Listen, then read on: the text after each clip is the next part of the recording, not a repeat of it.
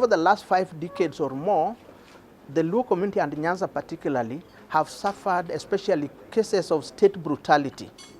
And this started from after independence, and it peaked in 1969 when on October 25th, 1969, we had what we call the Kisumu Massacre here at the Russia Hospital, when the state descended on people, especially police, with guns and so on, and shot people from Kisumu town, Russia, up to Ahero and Awasi. More than 100 people died. Of course, the police claimed, and the government claimed, that only 11. All victims of state brutality have never been compensated. That is the demands that the elders are making. That's the demands that people in Nyanza are making. That's the demands that are being made by this initiative. We must remember them. We must compensate their families. We must honor them. And we are making a demand to the county governments in this region, and we have initiated conversations with them, that they must provide memorial parks where we can list the victims of state brutalities, like what we are having in Rwanda. In neighboring Rwanda, they have the names of everybody who was killed, 800,000 of them.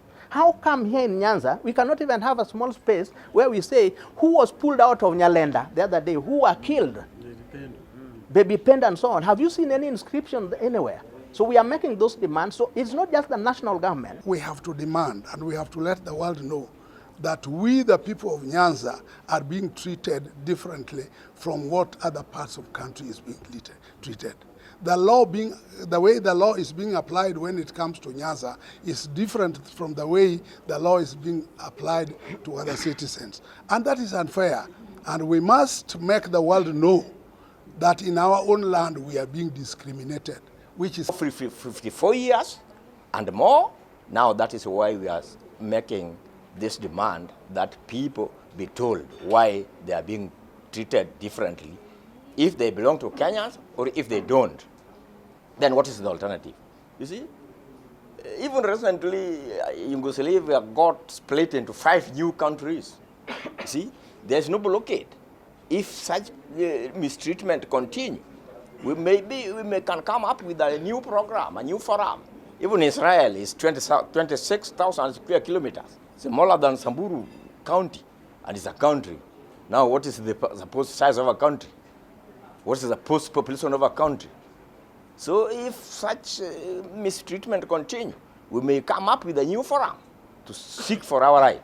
Part of the reason why we are partnering with the Nyanza Dialogue Initiative is to seek justice for victims first. Because we realized since 1969, after the massacre, this region, and particularly Luo Nyanza, has continued to bear the brunt of state brutality.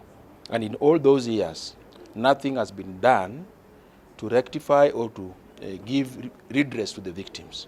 So part of this initiative is to look back and see how best those victims can be, their issues can be addressed within the framework of the law. This conversation is also to change the narrative, apart from seeking justice for the victims, but also to change the narrative. What is it that the young people can do differently, even when they want to express their disillusionment or disagreement with government position on any issue? Like even when we had the demonstrations around the high cost of living. Is there a way in which we can still express our anger in a way that does not lead to deaths? Part of the things that we want also changed is the Public Order Management Act, because I think the government is interpreting it differently against the tenets of the Constitution. There's that the government can do to facilitate demonstrations without necessarily killing and maiming. And part of the things we'll be doing is to advocate for a change in the legal framework, particularly the Public Order Management Act, in a way that resonates with the tenets of human rights. Really, the discrimination we are talking about, we started all many years ago, has brought us this. There is a lot of family and ties. People do what they want, and even like I see people here, these young people around here, they are not living stably with their families.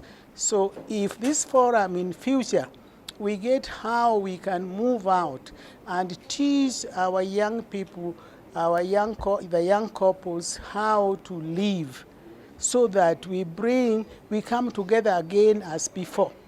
So this is my cry and concern that we are losing our children to other people. We are losing our values and norms, and now we don't know where we are coming from and where we are going.